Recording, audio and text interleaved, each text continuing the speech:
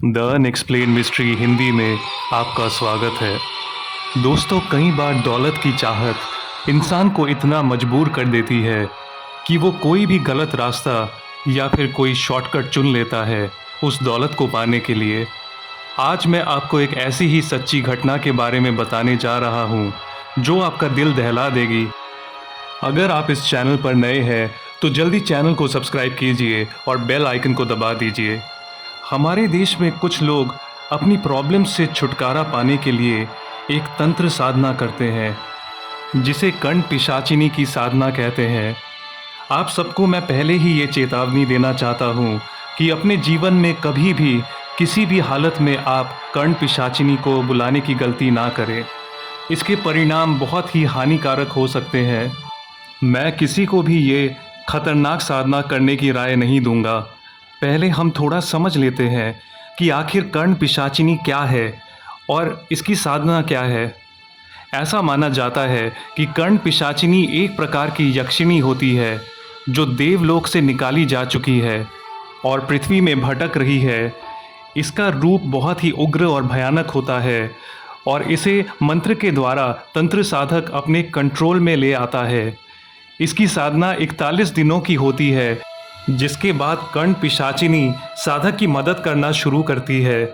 कर्ण पिशाचिनी को past, present और फ्यूचर के बारे में सब पता होता है और वो किसी भी सवाल का जवाब कान में बताती है।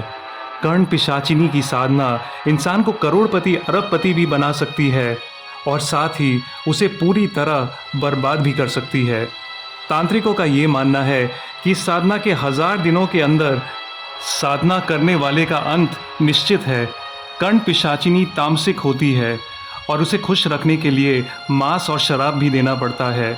कर्ण पिशाचिनी साधना करने वाला इंसान अपनी माँ, पत्नी, बहन या किसी भी नारी से कोई भी स्नेहपूर्ण संबंध नहीं रख सकता है, नहीं तो कर्ण पिशाचिनी नाराज हो जाती है और वो साधक की जान की दुश्मन बन जाती है।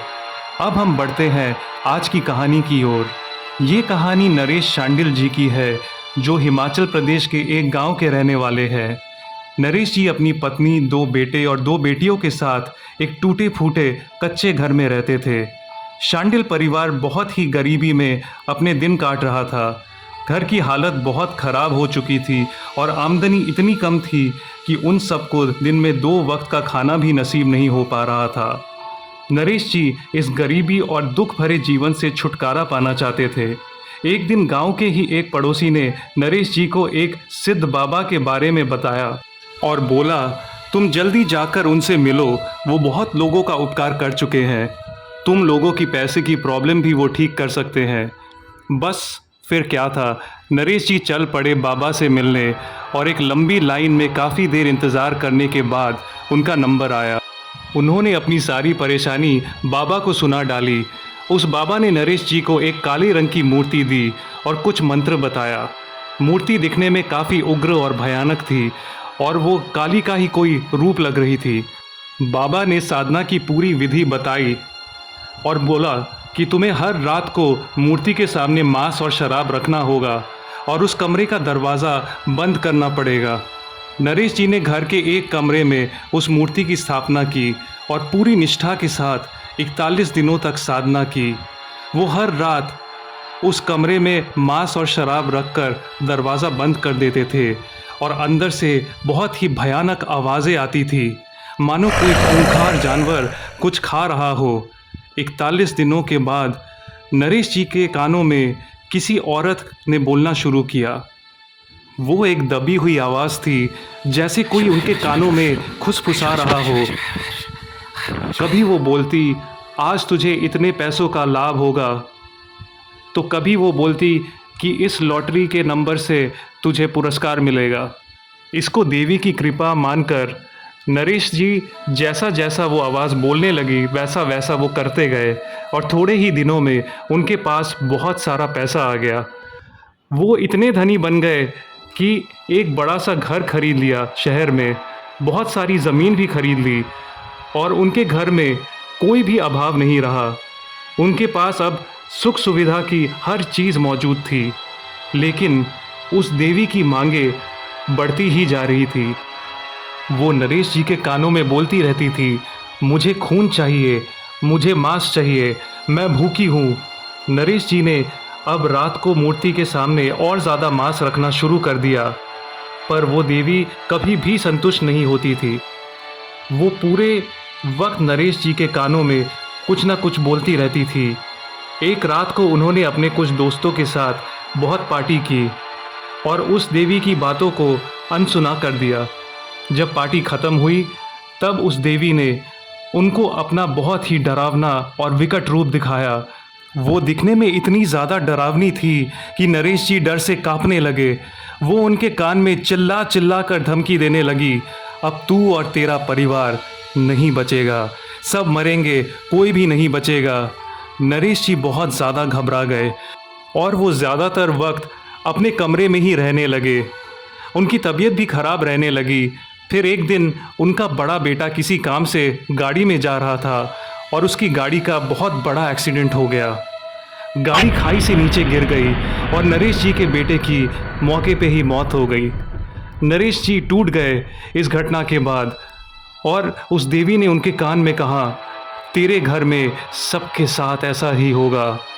इस बात से नरेश जी बहुत डर गए और पूरी बात परिवार को बताई। पूरे परिवार ने मिलकर ये फैसला लिया कि सबको किसी भी हालत में इस देवी से छुटकारा पाना होगा, इससे पहले कि एक और हादसा हो जाए। घर में बहुत ज़्यादा उदासी का माहौल था और पूरा परिवार अपनी सुरक्षा को लेकर चिंतित था। कुछ दिन ऐसे ही परेशानी में गुजरे। एक दिन नरेश जी की बड़ी बेटी कॉलेज से साइकिल पर घर वापस आ रही थी कि अचानक एक गाड़ी ने उसकी साइकिल को पीछे से धक्का मारा और वो बहुत ही बुरी तरह से घायल हो गई। उसे हॉस्पिटल ले जाया गया और उसकी हालत बहुत ही नाजुक थी। अब शांडिल परिवार के पास बिल्कुल समय नहीं था और जल्द से जल्द अब उनको उस देवी के प्रकोप से मुक्त होना था। नरेश जी को पास के गांव में एक और बाबा के बारे में पता चला और वो दौड़े दौड़े उनके पास गए। नरेश जी ने पूरी कहानी बाबा को बताई और इसका कोई समाधान ढूंढने के लिए बोला। तांत्रिक बाबा ने पूरी घटना को सुनने के बाद ये समझ लिया कि ये कोई देवी का प्रकोप नहीं बल्कि ये एक कर्ण पिशाचिनी है जो नरेश जी और उनके परिवार को परेशान कर रही है। तांत्रिक बाबा ने बोला कि उस काली मूर्ति को घर से बाहर निकालना होगा और किसी शमशान घाट में हवन और एक विशेष पूजा भी करना पड़ेगा। नरेश जी और उनकी पत्नी अगले ही दिन उस मूर्ति को उठाकर बाहर ले जाने की कोशिश ही कर रहे थे कि कमरे का सामान अपने आप गिरने लगा और घर के छत का एक हिस्सा टूट कर गिर गया। नरेश जी ने मूर्ति को वापस अपनी जगह पर रख दिया और अपनी पत्नी के साथ बाबा के पास गए। बाबा ने पूरी घटना के बारे में सुना और फिर वो खुद ही नरेश जी के घर तक चले। बाबा ने कुछ मंत्र पढ़े और फिर कमरे में घुसकर उस मूर्ति को उठा लाए। जैसे ही वो सब कमरे से बाहर आए तो बगल वाले पेड़ का एक डाल जोर से गिरा। बाबा ने और ज़ोर से मंत्र पढ़े और हवा में राख उड़ाते हुए वो शमशान घाट की ओर चले गए। उसी रात को बाबा ने एक विशेष हवन किया और उस काली मूर्ति को शमशान की ज़मीन के नीचे गाड़ दिया।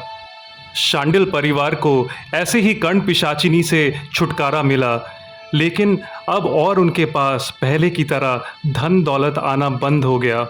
नरेश जी फिर भी इस बात से संतुष्ट थे कि कम से कम उनका परिवार बच गया और अपने बेटे को खोने का गम उनको ज़िंदगी भर रहा। उम्मीद है आपको आज की कहानी अच्छी लगी होगी। अगर आपके पास भी ऐसी कोई अद्भुत और रोचक कहानी हो तो आप अपनी कहानी भेज सकते हैं इस ईमेल एड्रेस पर unexplainedmystery.hindi@gmail.com। अगर आपको ऐसी अद्भुत और रहस्यमयी कहानियाँ पसंद है तो मेरे चैनल को सब्सक्राइब कीजिए और बेल आइकन को दबा दीजिए। वीडियो पसंद आई हो तो लाइक कीजिए और ज़्यादा से ज़्यादा इस वीडियो को शेयर कीजिए। जल्द ही फिर मुलाकात होगी एक और अनएक्सप्लेन्ड मिस्ट्री के साथ। तब तक के लिए अलविदा एंड टेक केयर।